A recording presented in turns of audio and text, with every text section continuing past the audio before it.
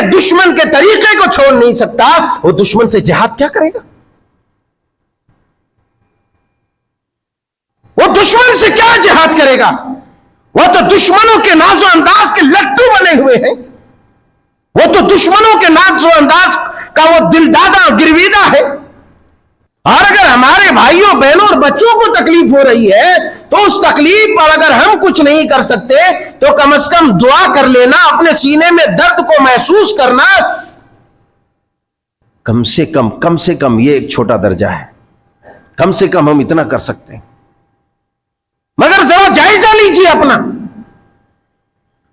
हमने 1 महीने के अंदर उन मासूमों के जिनके चिथड़े हो जा रहे हैं, उन ख़वातीन के जिनके चिथड़े हो जा रहे हैं, वो बच्चे और नौजवान, वो मुजाहिदीन जो बरसरे पैकार है, वो जिनके जिस्मों के चिथड़े हो जा रहे हैं, हमने फर्ज नमाज, कितने फर्ज नमाज के बाद हमने दुआ की? इस 1 महीने के बीच हमने कितने फर्ज नमाजों में दुआएं की है? अपने आप से पूछिए। मौलवी साहब को जवाब देने की जरूरत नहीं, अपने आप से पूछिए। कितने लोगों ने 2 रकात नमाज पढ़ी और उन मजलूमीन के लिए अल्लाह की बारगाह में हाथ को बुलंद करके दुआएं की? ये कौम है जो फेसबुक पर जिहाद कर रही है। ये कौम है? अरे जो अपने दुश्मन के चेहरे पर थूक नहीं सकता, जो अपने दुश्मन के चेहरे को छोड़ नहीं सकता, जो अपने दुश्मन के तरीके को छोड़ नहीं सकता, वो दुश्मन से जिहाद क्या करेगा? वो दुश्मन से क्या जिहाद करेगा? वो तो दुश्मनों के नाजो अंदाज के लट्टू बने हुए हैं।